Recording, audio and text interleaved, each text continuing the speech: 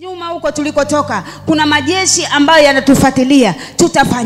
Tutafanyaje? Lakini tunaona Bwana akamwambia mtumishi wa Mungu ainyoshe fimbo ndani ya maji, na maji yale yakagawanyika ukafanyika ukuta. Ule ukuta uliofanya wana wa Israeli wakapita mahali pakavu pasipokuwa na maji.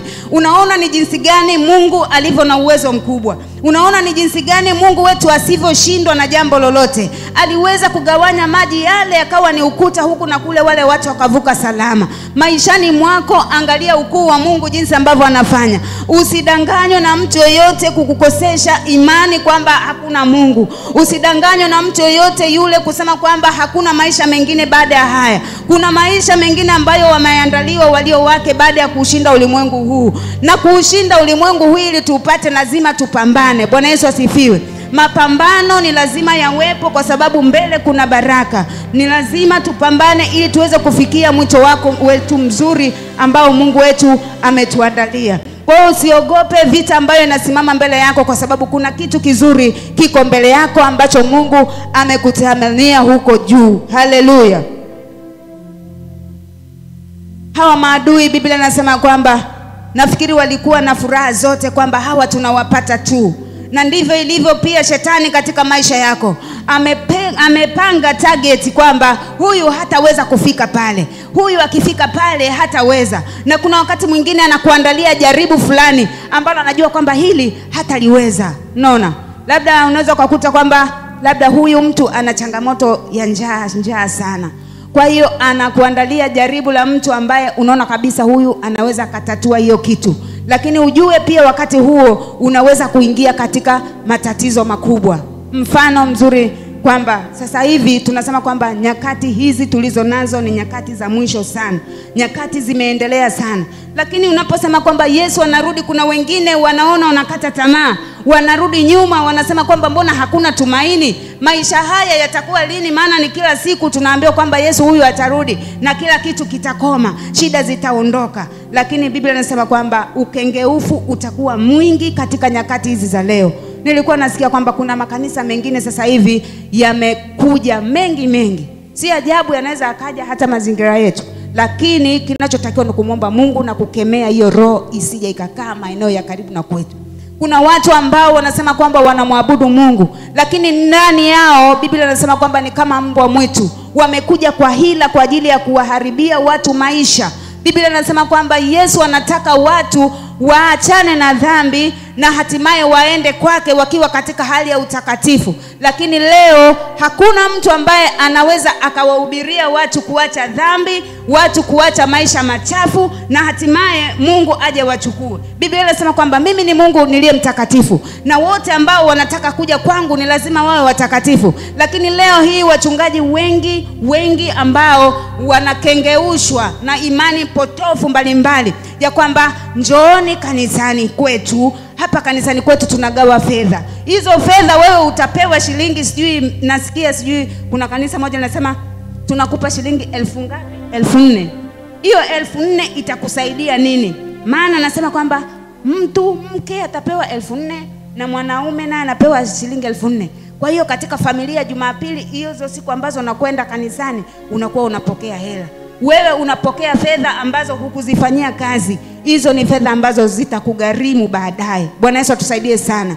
Maisha ya wokovu ni lazima uyagharamikie mwenyewe. Ukajitoe kuwa kama sadaka. Ukajitoe kwa ajili ya kumtumikia Mungu. Ukaombe utakatifu kwamba Mungu nisaidie. Nifundishe ni njia gani ambayo itakuwa salama ili niweze kukufikia wewe. Leo hii mtu anajenga makanisa, anatengeneza fedha. Hizo fedha sasa anasema nitawapata wale ambao hawana akili, hawana hekima ya kwamba wao wanatarajia tu maisha haya ni hivyo. Kwa anapofika pale akipokea zile 4,000 zake anasema haya si ndio maisha. Lakini ujue kabisa duniani hapa shetani hana nia njema. Yeye ni mtu wa hila. Shetani siku zote ni mharibifu. Amekuja kuchinja na kuharibu. Lakini wewe mtu wa Mungu, Biblia inasema amekupa akili. Tena amewafunulia wale watoto wadogo. Na ukiangalia hivyo nasema huyu imekuwaje mbona yuko tu. Lakini njoo hivyo amewaficha watu wengine, amekufunulia wewe. Kwa hiyo ni lazima ujue mapenzi ya Mungu ni nini katika maisha yako.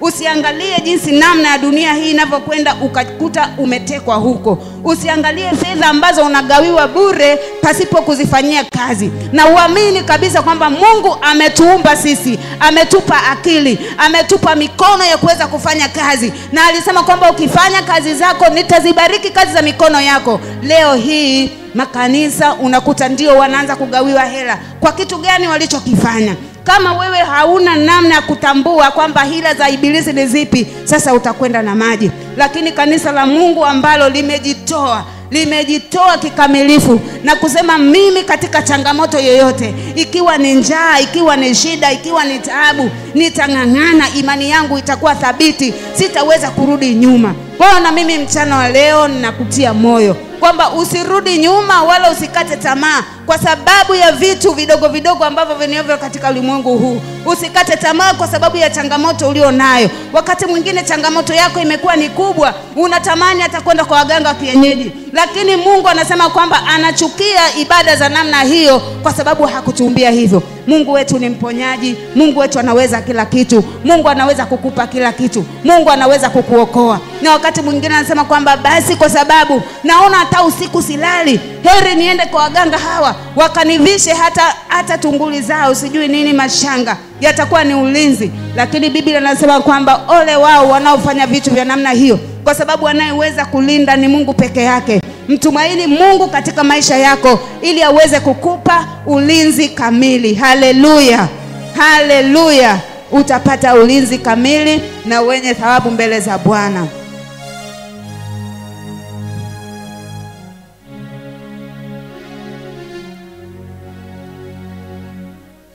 Hebu tusome katika kitabu cha Ibrania 11 mstari wa 37.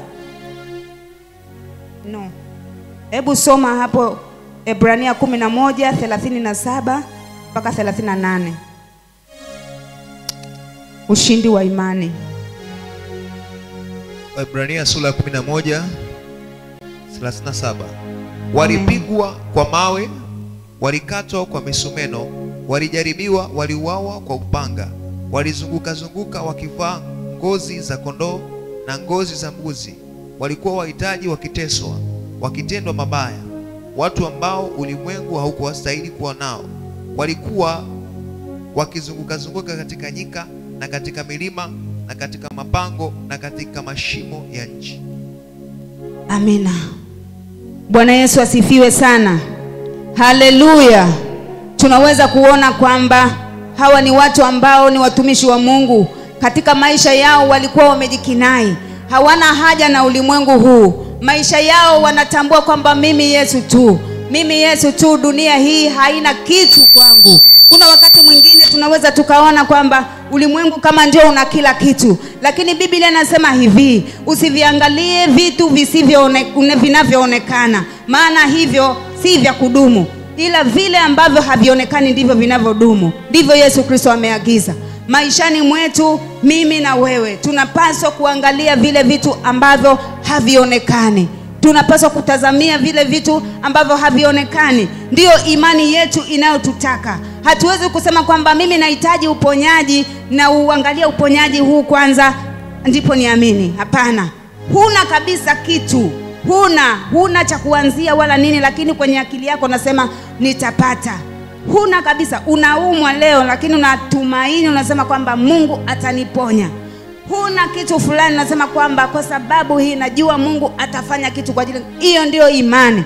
Lakini katika imani tunasema kwamba tunao ushindi kama tuking'ang'ana na tukiishi vizuri. Katika imani hii kuna mapambano mengi ambayo tunaweza tukapambana nayo. Tunaona watumishi wa Mungu hawa, Biblia inasema kwamba walikatwa kwa misumeno, walikatwa kwa misumeno, walijeruhiwa, waliteswa mateso mengi kwa sababu, na wakati mwingine walikuwa wanakataliwa kwa sababu ni watu ambao walikuwa wanaonekana ni kwamba hawastahili katika ulimwengu wa leo. Hata wewe katika maisha yako, yawezekana hata mahali pale unapoishi, unaweza ukajikuta unatengwa, unaweza kujikuta unasemwa, unasengenywa, unanenewa mabaya kwa ajili ya Kristo. Lakini imani yako hiyo isibadilishwe na vile. Lakini jua kabisa kwamba baada ya maisha haya siku moja nitaweza kumwona Mungu. Haleluya. Haleluya. Mwambie Mungu kwa ujasiri kabisa kwamba mimi ninahitaji Mungu anisaidie. Na uambie hao maadui ambao wanakutengenezea kila namna, mwambie tu Mungu kwamba wewe Yesu ndiye ninayekutegemea, utaweza kunisaidia. Soma Mika 7 mstari wa 8.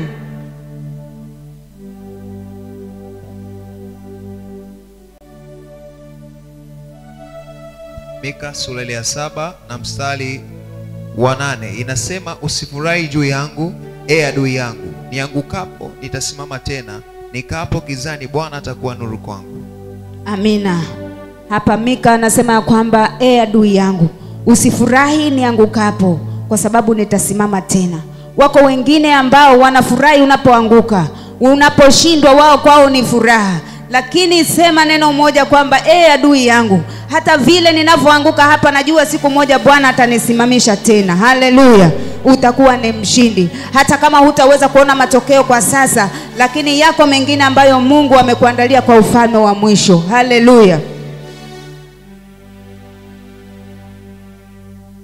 Haleluya.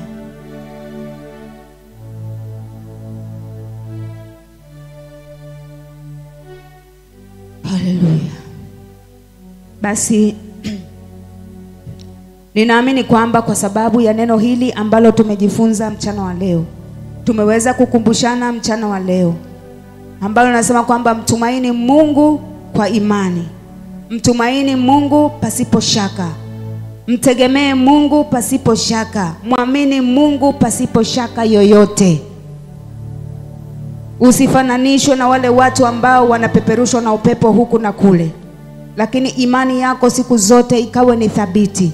Usiweze kuyumbishwa na namna ya dunia hii inavyokwenda, lakini kila siku katika maisha yako tamani kuona kwamba Mungu anataka nini. Mungu anataka nini katika maisha yangu? Mapenzi ya Mungu yaliyo makamilifu juu yangu ni nini? Tamani kuona kitu hicho. Kuna watu wengine katika ulimwengu wa leo wanakimbizana na jinsi ambavyo dunia inavyokwenda. Hawana muda wa kusema kwamba ni wakati wa kumtafuta Mungu sasa.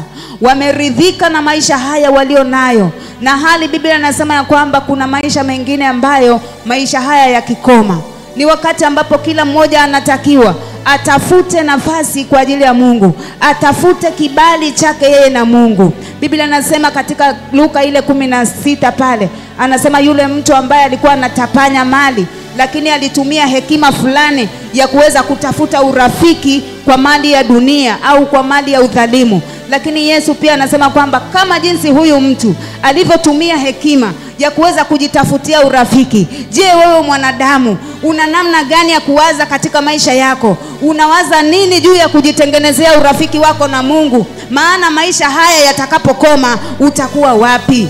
Kuna watu wanaona kabisa kwa Biblia, mimi ngoja nijitengenezee urafiki, siku ambayo nitakuwa sina njaa, yule rafiki yangu Bwana atanisaidia. Unaona tu, chukua shilingi buku hiyo Bwana itakusaidia. Chukua shilingi 5,000 Bwana itakusaidia. Ndugu yangu ni nani? Chukua hii Bwana, njoo. Anatengeneza urafiki ili wakati mwingine anapokuwa na shida, ili aweze kufaidiwa na yeye, ili yeye na wewe pia aweze kusaidiwa.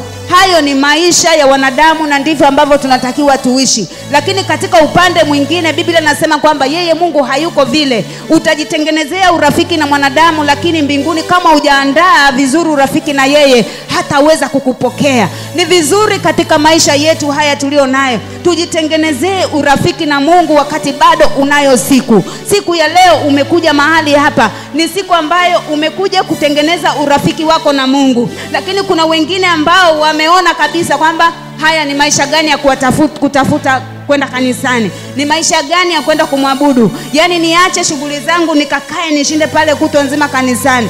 Ni wale ambao wana hekima ya kimungu ndani mwao, ni wale ambao wamejikinai katika maisha haya, wanasema ya nini, haya si maisha ya kwangu, haya si maisha yangu, ni maisha ambayo yanapita na anasa zake. Kwa hiyo kitu kikubwa unakuta anatafuta ufalme wa Mungu. Kwa hiyo ndivyo ilivyo kwa maisha yetu sisi. Tunatakiwa kutafuta urafiki wetu na Mungu. Tumkaribishe Mungu katika maisha yetu kikamilifu, ili ya kwamba Mungu wetu aweze kutukubali. Bwana Yesu asifiwe sana. Haleluya. Basi na ndivyo nilivyokuwa Nimeongea hivyo kwamba tunahitaji kumtumaini Mungu, tunahitaji kumwamini Mungu pasipo shaka, na pia usiweze kuyumbishwa na jambo lolote mbele yako, kuona kwamba hili jaribu ni kubwa kiasi gani linaweza likanizuia. Mungu anasema yeye hashindwi na jambo lolote. Katika ukubwa wa jaribu hilo hilo yeye anaweza kutoa. Anasema unapoangukia katika majaribu mbalimbali, mlango wa kutokea upo.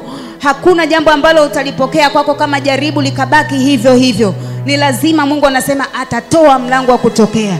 Haijalishi wewe unakutana na changamoto gani katika maisha yako. Hiyo changamoto ambayo inakufanya wakati mwingine unaanza kurudi nyuma taratibu.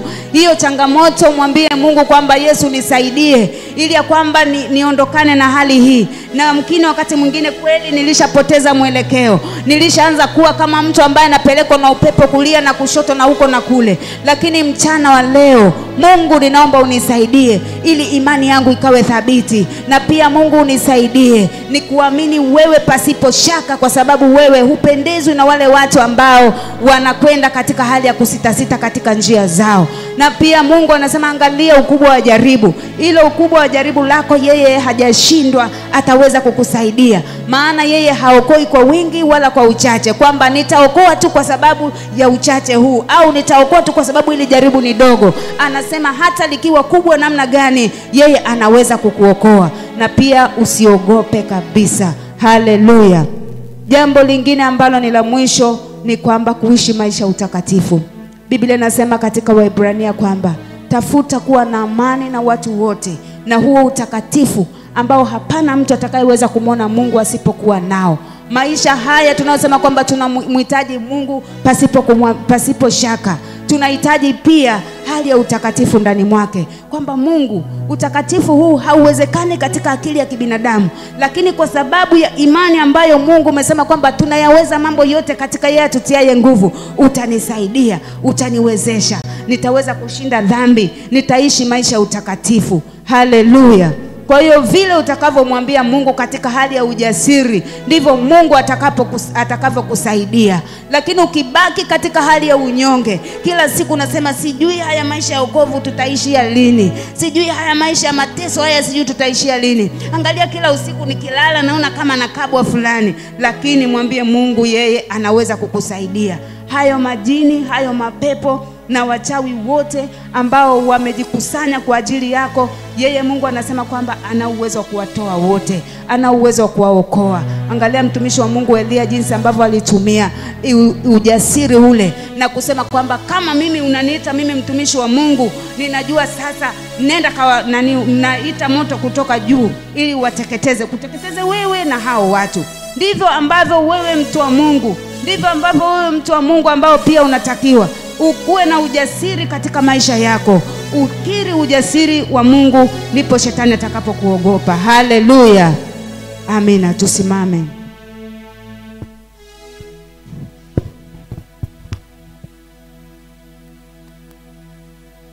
Haleluya. Haleluya. Ninaamini kwamba kwa muda mfupi tumeweza kusikia ujumbe huu wa neno la Mungu kwetu.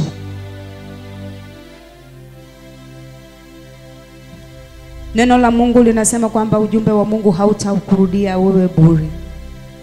Lakini ni kama vile ambavyo tuliona mvua ya jana imenyesha, kuna kitu kitatendeka chini ya ardhi. Na hii mvua ambayo imenyesha haitarudi tena eti kule juu iseme ninarudi tena kule. Haitarudi. Ndivyo hivyo neno la Mungu mchana wa leo limekuja mahali hapa kwa wakati wake. Mimi sijui, lakini inawezekana katika maisha yako ya imani yako imeanza kuyumbishwa. Imani yako imeanza kurudi nyuma kwa sababu ya mataraji yale ambayo ulikuwa umetarajia. Na wakati huo unaona hupati sasa kwa wakati.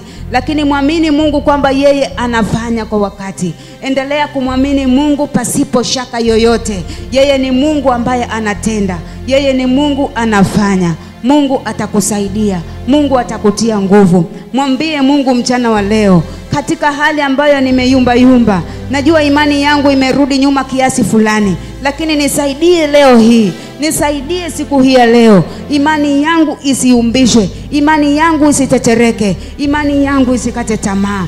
Kila siku nikuangalie wewe, maana wewe uko pamoja na mimi. Wakati mwingine ninapita katika changamoto, wakati mwingine unapita katika changamoto na unahisi kama Yesu amekuacha, na unahisi kama Mungu hayupo. Hakuna tena zile hisia za kimungu ndani, lakini yeye anasema vile alivyokuita yuko pamoja na wewe hata ukamilifu wa dahari. Ondoa zile hisia ndani mwako za kuona kwamba Yesu hayupo ndani mwako. Na unajua wakati mwingine unapopita katika changamoto fulani, shetani naye huanza kuleta vitu katika mawazo. Mwambie Mungu kwamba mimi ni wako Yesu. Wewe uliyesema mimi ni mtoto wako, niko kwako, utanisaidia. Na wewe shetani unayeniletea mawazo haya potovu, mawazo ya kupotea, ninakukataa kwa jina la Yesu. Ninakulaani kwa jina la Yesu. Ninakataa kazi zako ndani mwangu. Umwambie Mungu na Mungu atakusaidia tena. Imani yako itasonga mbele. Hutaweza kupeperushwa na upepo huku na kule. Hutaweza kuyumbishwa na namna yoyote ya ulimwengu huu.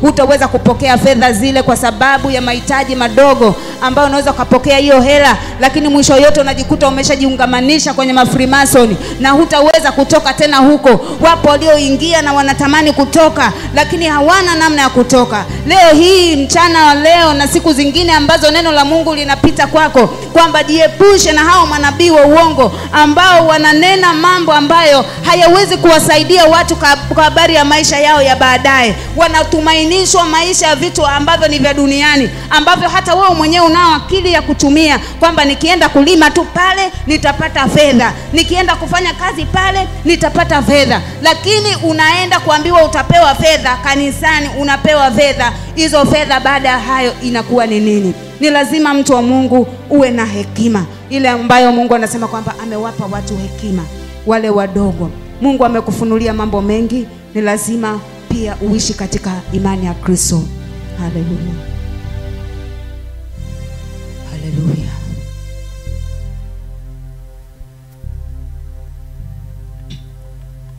Basi wakati huu tutakwenda kuomba. Tutaimba wimbo huu mfupi na kila mmoja ataenda mbele za Bwana na kumwambia vile ambavyo amesikia neno la leo, mchana wa leo, ya kwamba Mungu, mimi niko kwenye sehemu gani? Mimi Mungu nipo katika wakati upi? Hatua yangu ni ipi ya kwenda mbele ama ninarudi nyuma? Wewe unaweza kumwambia Mungu kulingana na ujumbe na jinsi ambavyo Roho Mtakatifu anasema na moyo wako.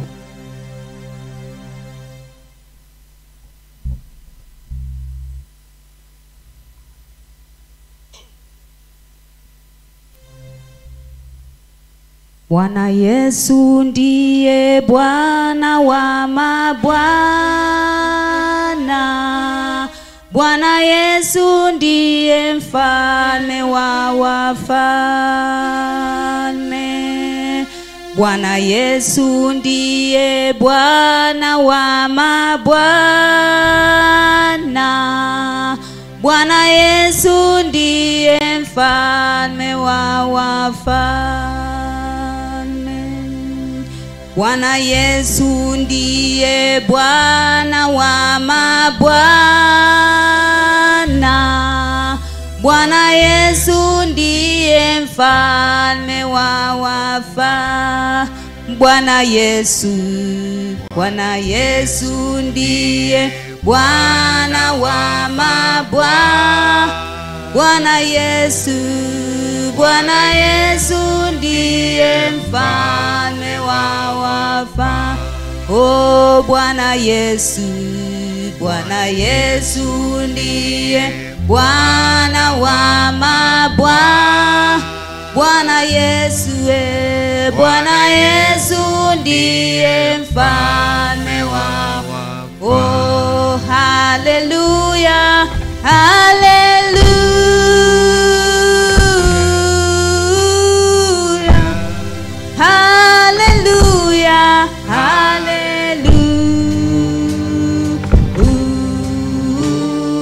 Oh haleluya,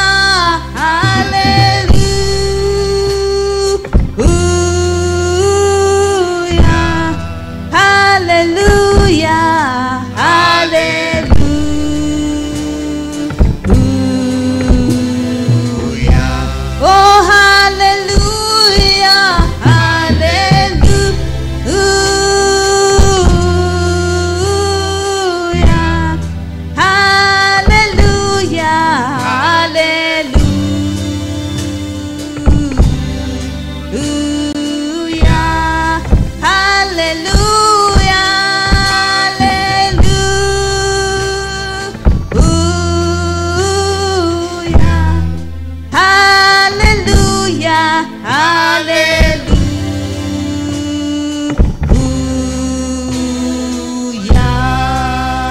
Bwana Yesu ndiye Bwana wa mabwana. Bwana Yesu ndiye mfalme wa Bwana Yesu ndiye Bwana wa mabwana. Bwana Yesu ndiye mfalme wa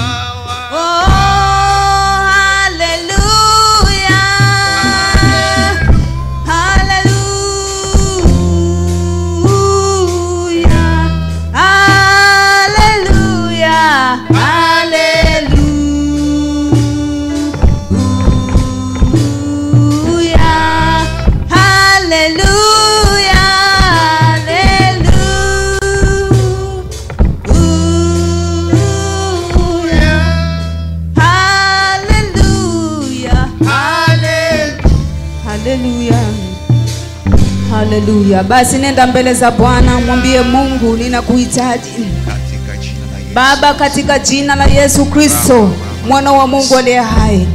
Ninakushukuru Bwana kwa ajili ya siku hii ya leo. Ninakushukuru Bwana kwa ajili ya neema yako. Ninakushukuru Bwana kwa ajili ya utukufu wako.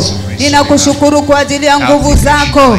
Ninakushukuru kwa uweza wako Bwana. Ninakushukuru kwa matendo yako makuu Mungu, kwa ajili ya maisha yetu. Ninakushukuru kwa nguvu zako Bwana ambazo naachilia juu ya kanisa lako.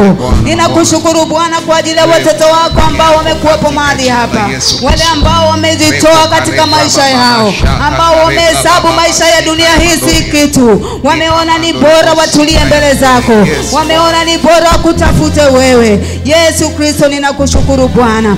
Angalia Bwana, hata kwa ajili ya neno lako mchana wa leo. Umesema nasi Bwana wa mbingu na nchi kwa habari ya kukuamini wewe pasipokuwa na shaka. Wewe Bwana umeagiza katika neno lako ya kwamba tukuamini wewe wala tusiwe na shaka, maana hata wewe upendezi